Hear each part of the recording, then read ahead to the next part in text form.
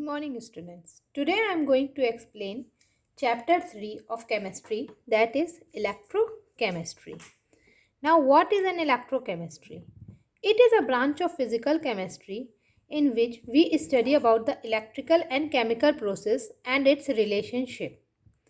Now, in electrochemistry, two types of chemical reactions are studied. First, in which chemical energy changes into electrical energy, that is known as the electrochemical reaction or electrochemical cell. And the second one in which electrical energy changes into chemical energy, and it is known as the electrochemical reaction or electrolytic cell. Now, conductors, those substances which allow electric current to pass through them are called conductors. Conductors are mainly of two types. First one is the metallic conductor. All metal act as a good conductor of heat. Next is the electrolytic conductor. The flow of electricity through a solution of electrolyte is called electrolytic conductor. And the solution of the electrolyte is called electrolytic conductor. Now, what is the difference between both of them? What is the difference between metallic and electrolytic conductors? In metallic conductance takes place by the flow of electrons, and in electrolytic conductance it takes place by the flow of ions. In metallic conductor no chemical changes takes place, and in electrolytic decomposition of the electrolytes takes place. There is no transfer of matter in metallic conductor, and there is transfer of matter of ions takes place in electrolytic conductance. Now we have read about electrolytes. What is an electrolyte? Electrolytes are those substances which allow electricity to pass through them in their molten states or aqueous solution state. They are of two types, strong electrolyte and weak electrolyte. A strong electrolyte means which can completely ionize in their molten state or aqueous solution state, and weak electrolyte means which cannot be completely ionized in their molten or aqueous state. What is the difference between strong and weak electrolyte? Strong electrolytes ionize completely in aqueous solution. Weak electrolytes ionize partially. A strong electrolyte has high electrical conductivity because it ionizes completely, while weak electrolytes have low electrical conductivity. And in a strong electrolyte, dilution does not affect their conductivity, while in weak electrolyte, dilution affects their conductivity. Example of strong electrolyte is sodium chloride, sodium hydroxide. An example of weak electrolytes is acetic acid or ammonium hydroxide. Redox reaction. Reaction in which both oxidation and reduction takes place is known as redox reaction. Now, factors affecting electrical conductivity. First one is the concentration of ions in solution.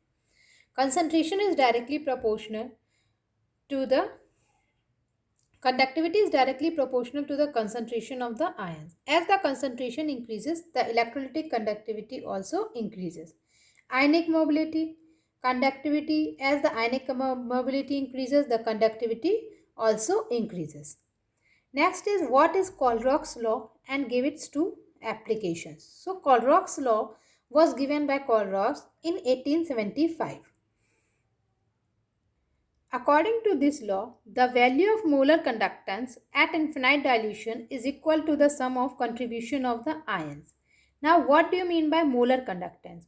Molar conductance means the conductance of the solution containing 1 mole of electrolyte. This law is applicable for the calculation of the molar conductance at infinite dilution for weak electrolytes. Electrolytic cell. The device which converts electrical energy into chemical energy is known as electrolytic cell. In electrolytic cell, anode is positive and cathode is negative. And the product formed during electrolysis depend upon the nature of the electrode, nature of electrolyte, and the concentration of electrolytes. An electrochemical cell is a cell which converts chemical energy into electrical energy. It was first of all discovered by Luigi Galvani in 1780 and Alessandro Volta in 1800. This cell consists of two vessels. In first one, zinc is dipped in zinc sulfate solution and copper is dipped in copper sulfate solution. And these two cells are linked together by the salt bridge. And this one is anode, zinc anode, and copper act as a cathode. Now, how does this cell work? At anode, the oxidation of zinc electrodes takes place and it loses an electron. And these electrons are gained by the cathode and the reduction takes place in copper. Now, complete cell reaction, zinc will lose 2 electrons and it will lose 2 electrons and it will gain twice positive charge. Copper will gain 2 electrons and it will. Now, this one is the complete cell reaction. What is the function of salt bridge in this? Salt bridge completes the circle and it maintains the electrical neutrality. Now, two types of cell are there, primary cell and secondary cell. Primary cells are those which can be recharged and which cannot be recharged and become dead as the chemical reaction stops. On the other hand, secondary cells are those which can be recharged. Example of primary cell are dry cell and mercury cell. Now, what is electrochemical series and what are its applications? The series in which elements are arranged in increasing order of their standard electrode potential are known as electrochemical series.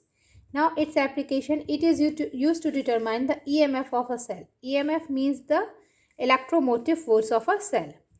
Electromotive force of a cell is the difference between the standard reduction potential of its cathode and anode. If EMF of a cell is positive, then the reaction will proceed in the required direction, and on the contrary, if it is negative, then the cell reaction proceeds in the opposite direction. Next application is that it is used to calculate the equilibrium constant of a cell. Equilibrium constant of the cell can be determined by determining the EMF of the cell by the help of electrochemical series. Now, what are the characteristics of this series? Metals which are above the hydrogen react with acid to produce hydrogen gas. This represents the standard electrode potential of an element. Elements which come before in the series displaces the metal placed below the series from their salts. And at the top of the series, strongly reducing elements are present because they possess the tendency to lose electrons. Now, what is an electromotive force of a cell?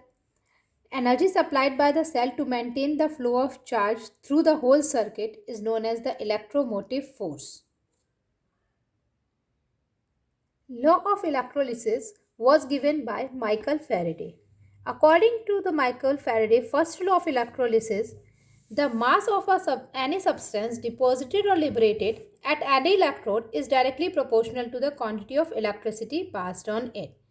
जितनी electricity pass करेंगे उतना ही substance deposit होता जाएगा.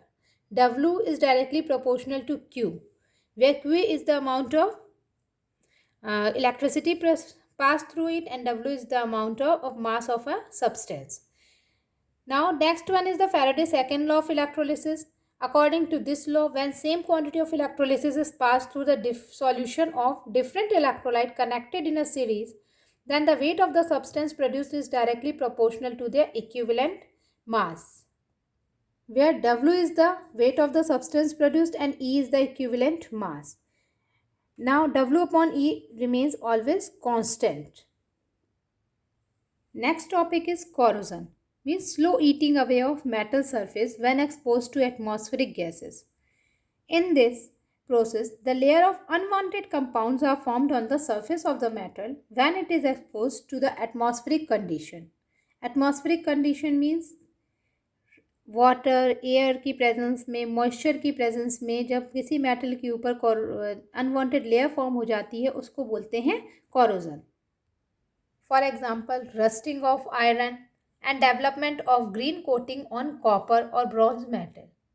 Formula of rust is Fe2O3xH2O, means iron oxide में जो water molecules moisture की presence में जो रस्ट का फॉर्मेशन होता है, रेडिश कलर की जो लेयर फॉर्म हो जाती है उसको हम रस्ट बोलते हैं. Now factors which promote corrosion or rust. First one is the activity of the metal. More active metal easily corroded and the presence of impurity. If impurity increases, then the corrosion also increases. Pure metals does not corrode. Next one is the presence of moisture and air.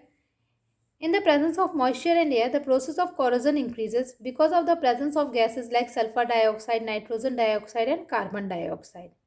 Iron, when placed in vacuum, does not form rust. And in the presence of electrolyte also, the rate of corrosion increases.